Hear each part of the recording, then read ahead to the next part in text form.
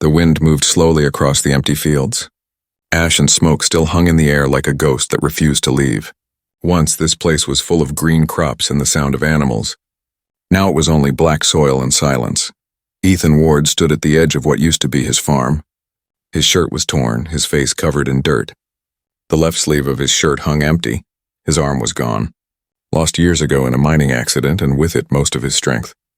He was a man of one arm, one heart, and one dream, to rebuild what he had lost. But now, even that dream had burned to ashes. He took a deep breath, smelling the bitter smoke. Around him, pieces of metal and broken tools stuck out of the ground. The fire had been fast and cruel. It didn't just burn his crops, it destroyed the machines, the barn, even the water tanks. Nothing was left. Not even a single seed. For a long time, Ethan said nothing. His lips trembled as he whispered to the cold wind, "You win again. Life always wins." He sat on a piece of broken wood and stared at the dark sky. On this planet, New Hope Colony, life was not easy. The rich lived in the city domes under blue glass. The poor, like Ethan, lived outside, fighting for every drop of water. He had worked for 10 years to make this land grow. He had traded food, built fences, and dreamed of a small, quiet life. But now he had nothing left. Nothing except his name. As the sun set, a red light spread across the sky. The air shimmered faintly, some kind of radiation storm coming in from the desert. Ethan didn't move. He just watched as the color faded and darkness covered his world. Then his small wrist communicator buzzed. He looked at it slowly. The screen glowed weakly, showing the message he had sent weeks ago. Application Alien Bride Program pending approval. He had sent it as a joke at first. The government had made a new deal with alien allies. Lonely humans could marry alien partners from friendly planets. It was meant to improve cultural relations. Most people laughed at it. But Ethan had no one left to laugh with, so one night he filled the form, attached his photo, and sent it. Now the screen blinked again. Application approved. Match found, arrival in 72 hours. Ethan's eyes widened. "What?" he whispered. He pressed the screen again. The message repeated. A name appeared beneath it. Lyra, planet, Virelia. Status in transit. He laughed softly, almost bitterly. "An alien bride," he said to the wind. "Guess I've finally lost my mind." Still, the words stayed on the screen. He didn't know what to feel, hope or fear. He was broke, alone, and his farm was gone. What kind of woman or alien would want to come to this place? The night grew colder. Ethan made a small fire near the remains of his barn. He ate the last of his dry rations and looked up at the stars. They seemed close tonight, as if they were watching him. He wondered what this Lyra would look like. Would she even speak his language? Would she have a heart, or was she some kind of machine? He shook his head. It didn't matter. She would probably change her mind once she saw his ruined land. No one would stay here. Still, somewhere deep inside him, a small spark of curiosity burned. It was the same feeling he used to get when planting a seed. Hope that something might grow. He slept that night under the broken roof, listening to the sound of wind moving through the ashes. Morning came quietly. The sun rose weakly through a red haze. Ethan woke to the sound of something distant, a low humming, deep and strange. It wasn't the wind. It was coming from the sky. He stepped outside and looked up. At first he saw nothing. Then slowly a shape appeared through the clouds. It was not a normal ship.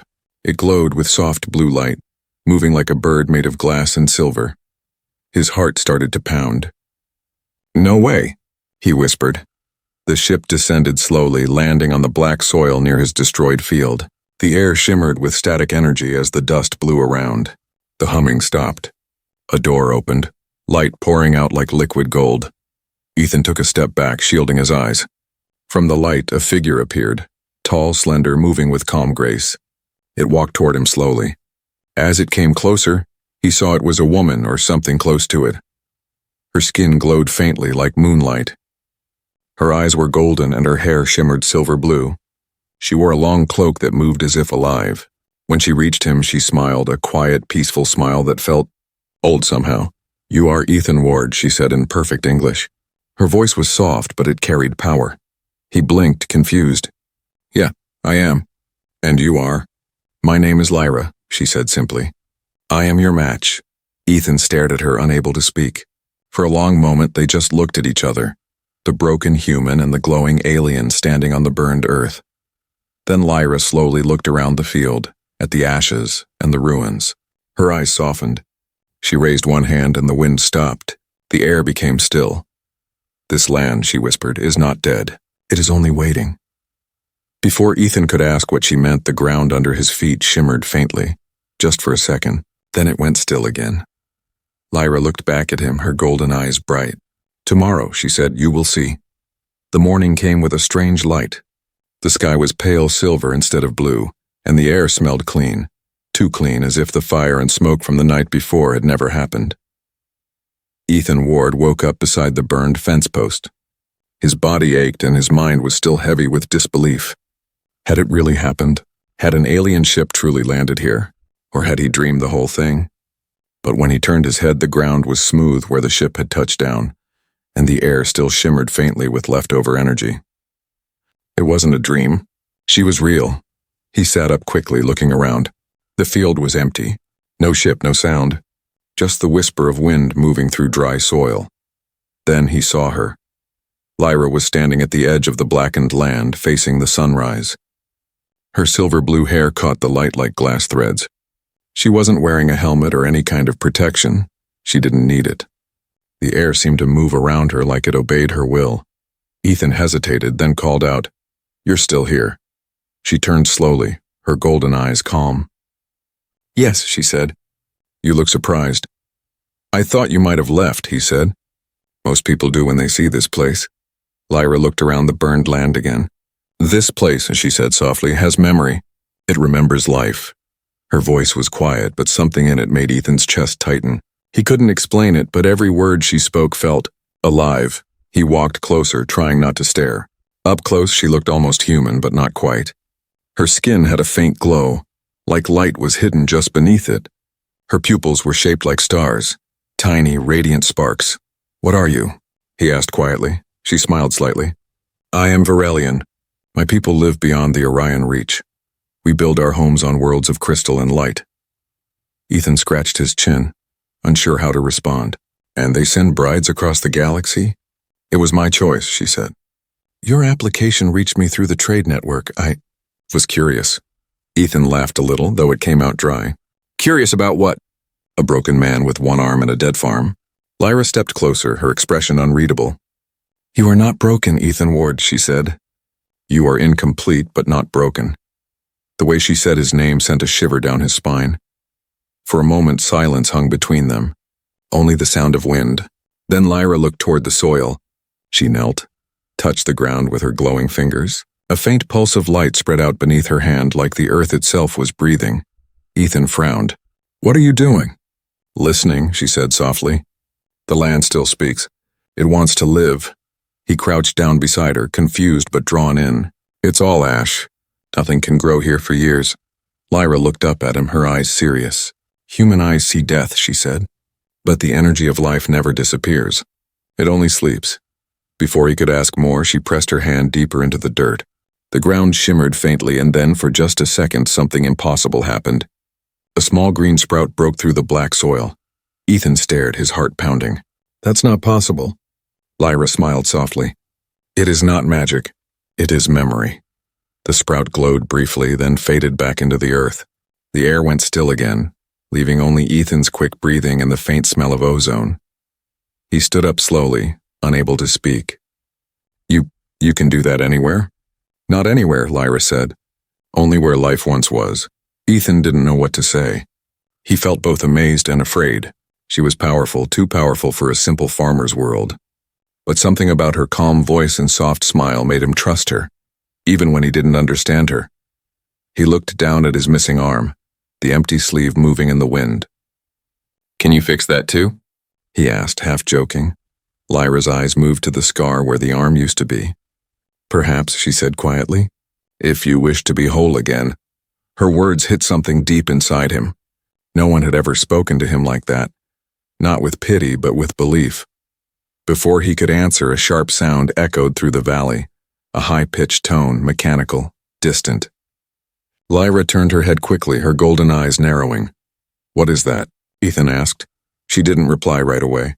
Then she said softly, "It's a scanner. Something or someone is searching this area." Ethan frowned. "You mean from your world?" "Maybe," she said. "Or from another." The sound faded after a few seconds, leaving only the wind. Lyra stood still, listening, her face tense for the first time. Then she relaxed again and looked at Ethan. "It is gone, but it will return." Ethan's throat went dry. "Why would someone scan this place?" Lyra looked him in the eyes. "Because of me," she said. He blinked. "What do you mean?" But Lyra only turned back to the sunrise. "You will know soon enough." The wind picked up again, blowing through the ashes. The burned soil shimmered faintly where her feet touched it, like the land itself was waking up. Ethan felt something shift deep inside him, a strange mix of fear and wonder. He didn't know who this alien woman really was or why she had come here. But as he watched her standing there against the morning light, one thought filled his mind. Nothing on this planet would ever be the same again. The morning after Lyra's strange words, Ethan woke to silence. Too much silence. Even the wind seemed afraid to move. The world around him felt different, like it was waiting for something to happen. He got up from the old wooden bench where he'd slept and looked across his burned fields. Then he froze. Something had changed. The soil wasn't dark anymore. It had turned a deep red brown, rich and soft. And in the center of the land where the fire had burned hottest, a thin green line stretched across the ground like a scar healing itself. Ethan rubbed his eyes, not believing what he saw. No, this can't be real. Lyra was already there, standing in the middle of the field. The light from the rising sun caught her silver blue hair, making it look like a halo of glass and flame. She was barefoot, her feet glowing faintly as they touched the soil. Around her the earth pulsed with quiet energy. "You're doing this," Ethan said, walking closer. "The ground, it's coming back to life." Lyra didn't look up. "The planet remembers every seed that has ever touched it," she said softly. "I am only reminding it." Ethan stopped beside her. The air felt warm, humming with power. "This isn't human science," he said. "It's something else," she smiled faintly. "It's older than science." Then she pressed her hands together, whispering in a language Ethan couldn't understand. The sound of her voice was low, rhythmic, almost like a song. As she spoke, faint lights began to rise from the ground, tiny golden particles floating into the air, glowing like fireflies. Ethan could only stare. He had seen machines that could drill rock, engines that could lift mountains, but he had never seen life move like this. The burned farm was slowly changing before his eyes. Where ash once covered everything, small shoots of green began to appear, dozens of them, then hundreds. Flowers with silver petals, plants that shimmered blue under the sun, strange crops he'd never seen. The air filled with a smell so fresh it almost hurt to breathe. He took a step forward, his boot sinking into soft soil. "Lyra," he whispered, "how are you doing this?" She stopped chanting and looked at him. "On my world we don't take from the land," she said. "We trade energy with it." "You humans forgot that long ago," he frowned. "So this is your power?" "It is not power," she said, shaking her head. "It is connection." Ethan looked at her glowing hands. "Whatever it is, you just gave this land a miracle." Lyra smiled quietly. "Miracles are just science that your kind has not remembered yet." Her calm voice made him smile despite himself. For the first time in months, he felt something warm inside. Hope. They spent the day together. Lyra showed him how to plant small seed crystals she carried in a silver box. She said they came from her planet's memory core. Each one, when placed into soil, would grow a plant that repaired the land around it. Ethan watched in wonder as the seeds sank into the ground, glowing softly, and the dirt seemed to breathe. By evening, half his farm was green again. He couldn't stop smiling. "I don't believe this," he said, laughing. "It's like watching time go backwards." Lyra looked at him with a faint sadness. "It will not last forever," she said. "The energy here is weak. I must rest before continuing." Ethan nodded. "You've done enough for today." That night they sat beside the old fire pit. The stars shone brighter than he had ever seen before. Lyra looked up at them, her golden eyes reflecting the constellations. "Do you ever miss your world?" he asked quietly. She smiled faintly. "Every day. But sometimes the universe sends us where we are needed, not where we wish to be." Ethan looked at her glowing face. then down at his missing arm. The wind moved the empty sleeve like a ghost. "Then maybe the universe sent you to the wrong man," he said softly. Lyra turned to him, her expression gentle. "Do you really believe that?" He didn't answer. She reached out slowly and touched his shoulder, just above the scar where his arm had once been. A spark ran through him, not painful, just warm and alive. "I can feel your pain," she said. "The loss, the memory of it. You carry it like a weight." Ethan's voice cracked. "It's all I have left." She leaned closer, her voice soft as air. "Then let it go. Let the land heal you too." He looked at her, eyes wide. "You think you can fix this?" He raised his empty sleeve. "I don't think," she whispered. "I know."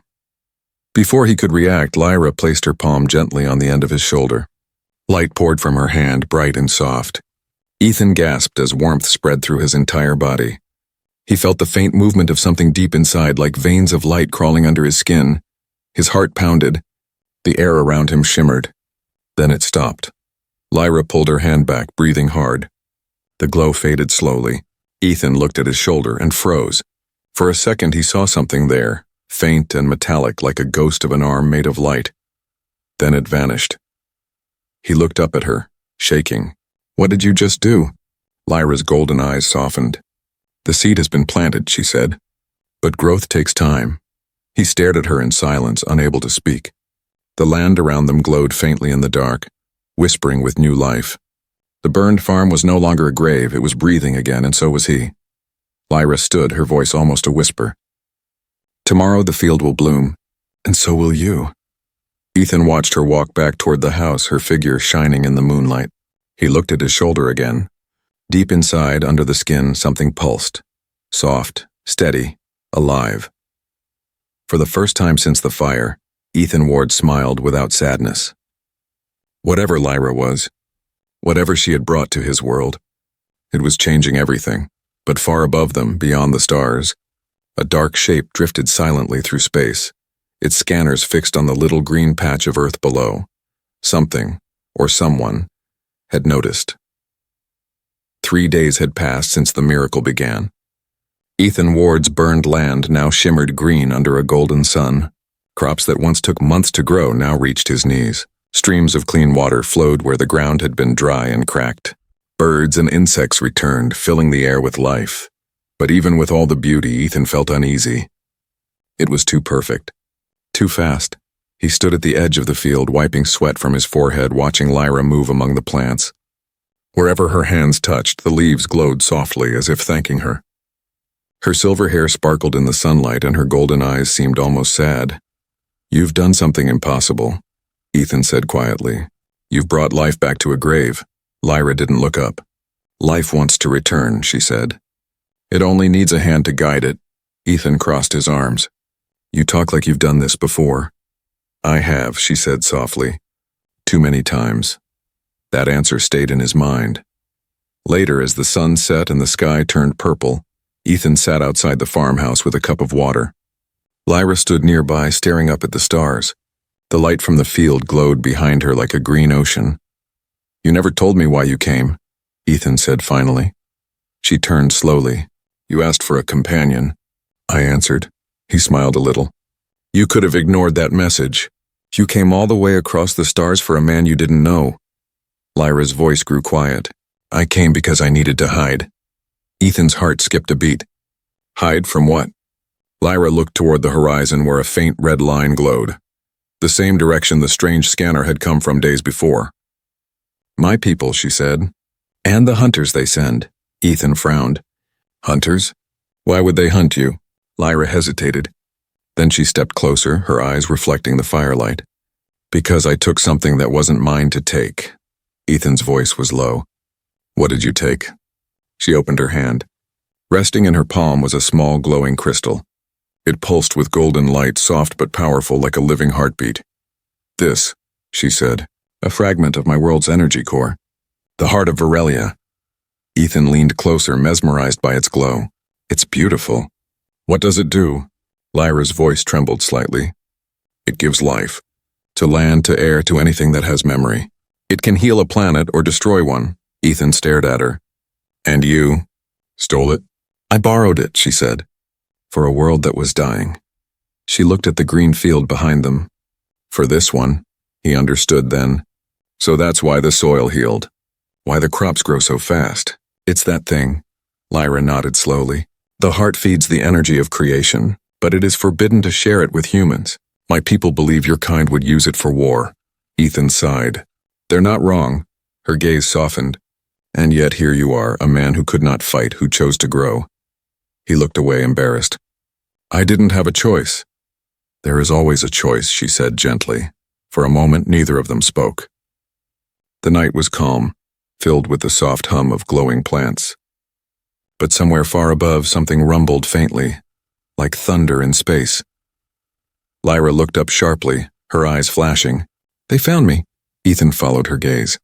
High in the dark sky, a faint red light moved among the stars. It wasn't a star, it was a ship. Who are they? Ethan asked. Varelian bounty hunters, she said. They track energy signatures from the heart. They will not stop until they retrieve it or destroy it. Ethan stood. Then we hide it. Lyra shook her head. It cannot be hidden. It must be protected or released. Released where? She looked at him, her golden eyes bright with fear. Into you. Ethan blinked. What? She stepped closer. The heart can merge with living energy. It needs a carrier. Someone not from my world, he backed away. You mean, me? You've already been touched by it, she said. When I tried to heal your arm, it responded to your body. That's why your land grows faster now. It's feeding from you too. Ethan looked down at his shoulder. For days he'd felt warmth there, a faint pulse under the skin. Now he realized it was alive. Lyra, he whispered. If this thing is so powerful, won't they come for me too? She nodded. Yes, that's why you must choose. He stared at her. Choose what? To live as you are, she said quietly, or become something more. The wind rose suddenly, bending the green crops around them. The ship's red light grew brighter in the sky. Ethan clenched his jaw. I've already lost everything once. I'm not losing it again. Lyra's voice softened. Then hold still. Before he could react, she pressed the glowing crystal against his chest. The world went white. Ethan gasped as energy shot through his body. Hot, bright, alive. The ground shook beneath them. He felt the pulse of the earth, the heartbeat of every living thing, the flow of roots beneath the soil. His veins lit up with golden light. Lyra's voice echoed faintly through the storm of sound. You are the heart now, Ethan Ward. Protect it. The light faded slowly. Ethan dropped to his knees, breathing hard. The crystal was gone. His arm, his missing arm, was no longer empty. A new one had formed, shining faintly, part flesh, part light. He looked up at Lyra, trembling. What did you do? She smiled weakly, her own glow fading. I gave you what was mine. Above them, the red ship broke through the clouds, fire cutting across the sky. Ethan rose slowly, his new arm humming with power. Then let them come. The night sky split open. A red beam of light cut through the clouds, spreading across the valley like a wound in the heavens. The air shook, animals fled, and the once peaceful green fields began to tremble. Ethan Ward stood in the center of his reborn farm, staring upward. Beside him, Lyra's face turned pale gold in the glow. They found us, she whispered. The red ship descended slowly, huge, sharp, and silent. Its hull shimmered with black metal that drank the light. Strange symbols glowed along its sides like moving scars. At its center was a single eye of crimson fire. It blinked once, scanning the land. Ethan clenched his new arm. It hummed softly, alive under his skin.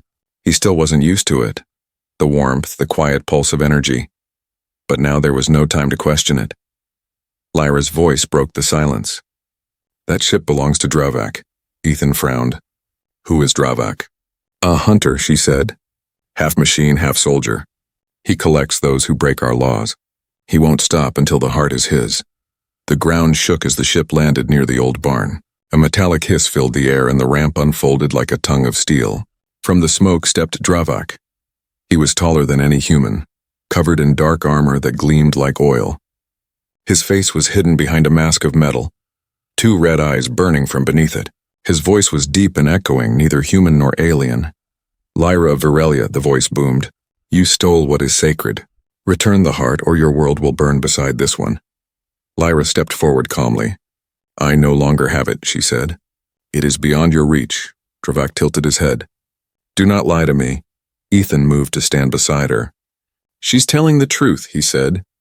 You'll have to go through me first. The bounty hunter's gaze shifted toward him. Human, he said slowly. The carrier. Before Ethan could move, a beam of red energy shot from Dravak's palm. It struck the ground beside him, exploding dirt and rock into the air. Ethan was thrown backward, landing hard on the soil. His arm flared with golden light, automatically creating a shield around him. He stared at it in shock. What the hell? Lyra shouted, Focus, Ethan! The heart will protect you if you trust it. Dravak raised his other hand. Tiny drones shot out from his armor, hovering like metal insects. They began to circle Ethan and Lyra, humming with deadly light. Ethan's pulse quickened. I'm not a fighter, Lyra. You are now, she said. Dravak's voice cut through the wind. Surrender. The heart does not belong to your kind. Ethan stood, his arm glowing brighter. Maybe not. But I'm the one holding it now. He pointed his hand toward the drones without knowing how. Instinct guided him. A burst of golden energy shot from his palm, spreading like lightning. The drones exploded in flashes of fire. The shockwave blew through the field, scattering leaves and ash. Dravak staggered but did not fall. Impressive, he growled. For a primitive. Ethan took a step forward, his voice firm. I was a farmer, but now I'm something else. Lyra raised both hands, summoning a wall of blue light between them and Dravak. Ethan, the heart reacts to emotion. The stronger your will, the greater its power. Dravak charged, tearing through the barrier like glass. His blade ignited, a long red energy sword that screamed as it sliced the air. Ethan blocked it with his glowing arm. Sparks of light and sound exploded around them. For a moment, human and alien stood locked together. Strength against strength, light against fire. Dravak forced him back, shouting, You cannot protect her. You cannot protect yourself. Ethan gritted his teeth.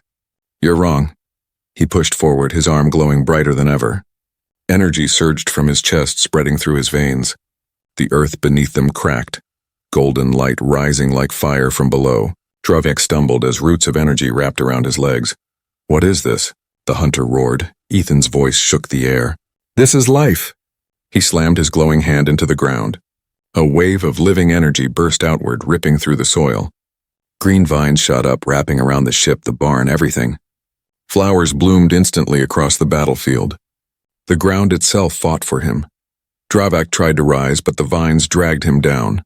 His armor sparked, his red eyes dimming. This is not over, he hissed. A blinding flash filled the sky. When it faded, the ship was gone. Only burned soil remained where it had stood. Ethan fell to his knees, gasping for breath.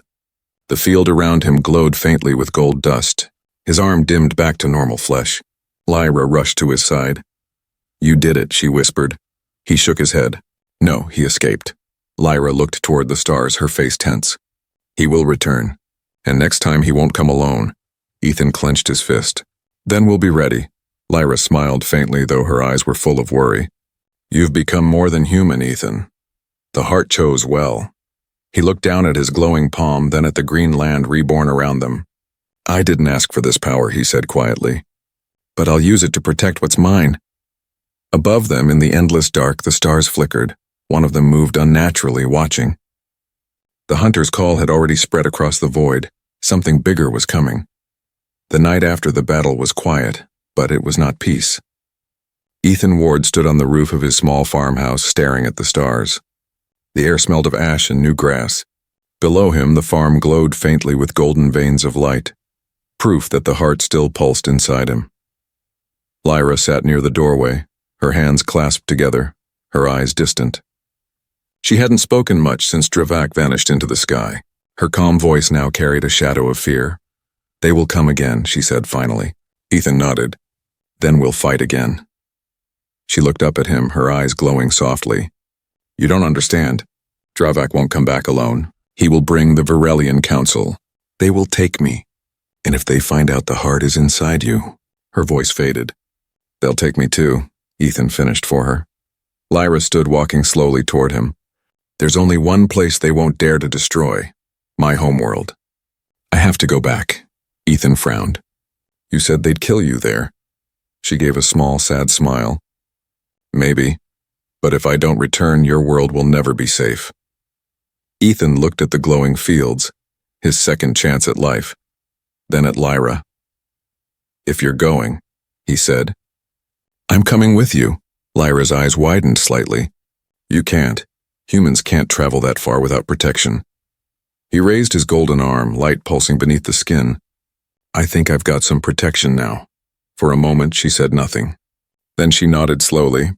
"Very well, but you must be ready for what waits beyond the stars." The ship they found an old cargo shuttle half buried near the canyon, a forgotten relic from the first colonists. Rusted, cracked, but still breathing life in its engines. With Lyra's help and Ethan's glowing arm feeding the systems, it came alive again.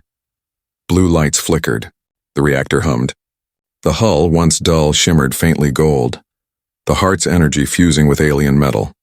Ethan smiled for the first time in days. "Not bad for a farmer's ship," Lyra smiled back. "Not bad for a farmer who carries the power of worlds." They worked through the night. Lyra programmed coordinates for Virelia, her home planet deep beyond the Orion Passage. Ethan watched the stars move overhead, each one like a doorway to something greater. As dawn touched the sky, they stood together before the ship. "Ready?" she asked. He took a deep breath. "No," he said. "But let's go anyway." The engines roared. Dust exploded around them. The ground shook and the old farm shrank below as they lifted into the air. For the first time in his life, Ethan Ward left the sky behind. The journey days turned into weeks. The stars flowed past like rivers of fire. Ethan spent hours staring through the cockpit glass, lost in silence. Space wasn't empty. It was alive with whispers, energy, and colors his eyes could barely understand. Lyra taught him to use his arm, how to control energy, how to guide it with emotion instead of logic. "The heart listens to feelings," she said. "When you fear, it hides. When you believe, it shines." Sometimes when he slept, he dreamed of Earth, the smell of soil, the sound of rain. But every time he woke, the stars were still there, endless and cold. One day, alarms screamed through the ship. "Pirate zone," Lyra said, her voice tense. 3 small crafts appeared ahead, scavengers of deep space. They fired bright red lines of plasma, tearing through the void. Ethan grabbed the controls. "Hold on." He focused, reaching out with his glowing arm. The ship's panels responded instantly. A golden shield burst to life around them. The first blast struck, but instead of breaking, the shield absorbed it, then reflected it back. The pirates' ships exploded in bursts of light, disappearing into dust. Lyra turned to him, eyes wide. "You're learning fast," Ethan grinned. "I had a good teacher." The revelation later, when silence returned, Lyra stood near the viewing window, looking at the distant glow of her world. "My people once believed they were gods," she said. "We built suns, grew planets, and forgot what it meant to care." Ethan joined her. "So you stole the heart. To remind them?" She nodded. "To remind myself. To give life, not control it." Ethan looked out at the glowing sphere ahead, Virelia. It shimmered like a jewel, surrounded by silver rings of light. "Beautiful," he whispered. But Lyra's face was tight with worry. "They'll see us coming." A deep vibration shook the ship. Lights flashed red. Ethan gripped the controls. "What's happening?" Lyra's voice broke. "They're pulling us in." A gravity field. The ship trembled violently as an enormous vessel appeared from the darkness. Black, massive, shaped like a blade. It dwarfed their tiny shuttle. Ethan felt his stomach twist. "That's them, isn't it?" Lyra's eyes glowed faintly. "The Royal Guard of Virelia." Through the communicator, a cold, commanding voice echoed. "Lyra of Virelia. You are charged with treason. Surrender now." Lyra looked at Ethan, her eyes full of quiet fire. "If they take me, the heart will die. You must not let that happen." Before Ethan could reply, the ship shook again, a tractor beam locking onto them. He reached for her hand. "I'm not letting you go, Lyra." The ship was dragged toward the shining rings of her world. Below them, the planet glowed with beauty, but Ethan could feel the danger hiding beneath that light. As they entered the atmosphere, Lyra whispered, "My home looks beautiful from afar, Ethan. But inside, it's built on lies." The shuttle broke through the clouds, fire streaking across its wings. Ahead, towers of crystal and silver stretched into the sky. Soldiers waited on landing platforms like statues of light. Ethan's arm pulsed faintly, warning him, danger closing in. Lyra's voice was steady, almost calm. "This is where my story began," she said softly, "and where yours truly begins." The ship landed with a hard jolt. The ramp opened. Blinding light poured in, figures in shining armor surrounded them, and among them stood a tall figure with a golden crown of energy, eyes burning like fire. Lyra whispered one word, her voice trembling. "The prince." Ethan's chest tightened. "Who is he?" Lyra's eyes filled with sorrow. "The one they chose for me, before I ever met you." The sky of Virelia burned gold. Ethan Ward had never seen a world so bright, and yet so cold. Towers of crystal reached into the clouds. Rivers of light flowed through the streets like veins of energy. The air itself shimmered, but beneath the beauty everything felt wrong, perfect but lifeless. Guards surrounded the ship, their armor shining like mirrors. Lyra walked beside Ethan, her head lowered. The golden-eyed soldiers bowed as a tall figure stepped forward. He was not human. His skin glowed pale silver and his voice was deep as thunder. A crown of pure light floated above his head. "Lyra of the royal line," he said, his tone smooth and sharp. "You have returned, and you bring a human." Ethan's chest tightened. This must be him, Prince Kale, the man Lyra was once promised to. Lyra lifted her chin. "I came to return what I took." Kale's glowing eyes narrowed. "Then where is the heart?" Ethan took a step forward. "Inside me." A ripple of shock spread through the soldiers. The prince's smile faded. "A human carries the heart of Virelia?" He moved closer, studying Ethan like one might study a wild animal. "You've broken every law of the stars. Do you even know what you hold inside you?" Ethan's new arm pulsed with golden light. "I know it saved my world. I know it gave life back to what was dead." "That's more than your laws ever did." Kale's expression darkened. "You speak of life, human, but you bring infection. Our power was never meant for your kind." Lyra stepped between them. "He is not your enemy." "He is proof that life can be shared." Kale's voice hardened. "He is proof that you betrayed your blood." He raised his hand when light spears appeared around the courtyard, aimed straight at them. "Take them both," Kale commanded. The guards moved in. Ethan grabbed Lyra's hand, pulling her close. His arm glowed brighter, spreading light across the ground. The energy pulsed outward, knocking back the first wave of soldiers. Kale's eyes flashed. "So the farmer dares to fight the crown?" Ethan met his gaze. "I didn't come here to bow. I came here to bring you back to the ground." He stepped forward and the earth trembled beneath his feet. Energy from the heart flowed through him, connecting to the planet itself. The glowing towers flickered. The air filled with golden sparks. Kale raised his own weapon, a blade made of pure light. "Then die with your courage." The two charged. Light and sound collided. Kale's blade met Ethan's glowing arm, and the explosion lit up the city. Windows shattered and the ground cracked open. Ethan's muscles burned. The prince was faster, stronger, almost divine. But Ethan fought with something greater than power. He fought with purpose. Kale struck again, shouting, "You are nothing but dirt, human." Ethan blocked the strike, his arm blazing like the sun. "Then remember, it's dirt that grows your food." He slammed his fist into the ground. The planet roared. Vines of golden light burst through the streets, wrapping around the prince's feet. The ground itself came alive, pulling him down. Kale shouted in rage, trying to break free. "You can't control Virelia. It will destroy you." Ethan's voice was calm, steady. "Then it will destroy me trying to save it." He raised his glowing arm high, and the vines surged upward, covering the prince completely. The blinding light swallowed them both. Then, silence. When the glow faded, Ethan was kneeling on the ground, breathing hard. His arm flickered weakly, dimming back to flesh. Lyra ran to him. "Ethan, you're hurt." He smiled faintly. "I'm always hurt." Behind them, the great palace began to crumble. But instead of falling, it changed. The sharp towers softened, turning into green crystal, then into living trees. The light of Virelia shifted from cold silver to warm gold. The city began to breathe again. Lyra looked around, tears shining in her golden eyes. "You did it. You woke my world." Ethan shook his head. "No, we did." The clouds parted. For the first time in centuries, sunlight, real sunlight, touched the capital. The people of Virelia stepped out of their shining homes, blinking in the warmth. Lyra helped Ethan stand. He was pale, tired, but alive. The heart's light still glowed faintly in his chest. Kale was gone. Only his crown remained lying on the ground covered in vines. Ethan looked up at the sky. "It's time to go home," he said. Lyra nodded.